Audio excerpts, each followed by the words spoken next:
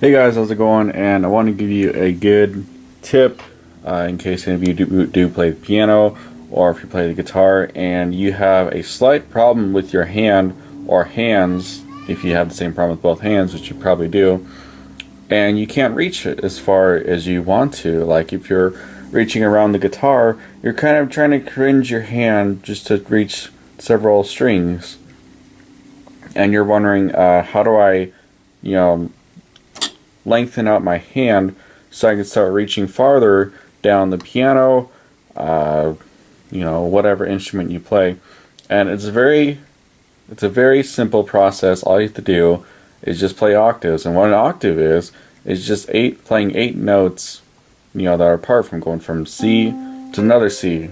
Because if you don't know the names of notes on piano, there's sets of black keys, like there's two black keys, space, three black keys, space, two black keys, and so on. It's the same pattern. And the one note that's to the left of the two black keys is named a C. Go up to the next C, that's an octave. So you're playing from one C to the next C, so it gives a nice tone. So why am I telling you about octaves? Well, octaves actually kind of stretch your hand. I mean, they stretch the bones in here, the bones in there, all around your palm. Your fingers are actually stretching while you're playing an octave. So what you can do is you can play imaginary octaves. Like you can play, just whatever. You could go different patterns. You could go C, C, C, C, D, D, D, D, C, C, C, C, whatever. Just start playing octaves. You could just start going back and forth, which is a little, difficult to do on the piano, but you can just do it on a piece of table. Like if you're waiting in class, waiting for class to start, or if you're thinking, just start playing octaves back and forth, back and forth. You don't want to stretch too far because I have a limit of how far I can stretch, and if I reach that limit, then it starts to push my hand to its limit, and it starts to hurt, like right in the pinky, like right at the bottom of my pinky.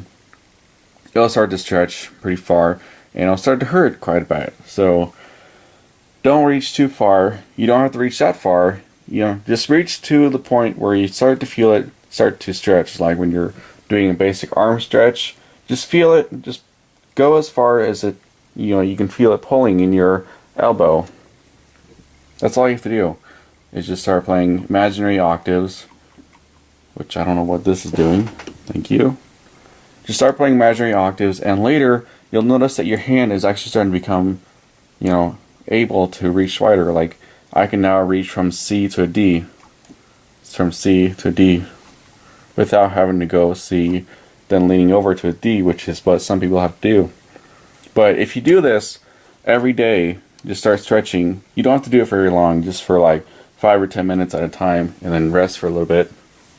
Just keep doing that, and you'll keep stretching your hand, and you will start reaching farther. So that's a good tip I wanted to give out, because I didn't learn it from anyone. No one taught it. I looked through my book, my piano book. It didn't say anything about that. I didn't say anything about stretching our hands before, actually starting to advance in the higher grade levels. But, just keep playing imaginary octaves, or, if you have smaller hands, don't imagine playing octaves just to reach as far as you can. Don't reach too far, because you'll start to build, strains in your hand, and you don't want to do that, because your hands will start to get tired and they'll start to hurt. So just be careful. You know your limits. I'm pretty sure we all do. And just keep doing that, and you will soon either be able to play an octave or, whatever.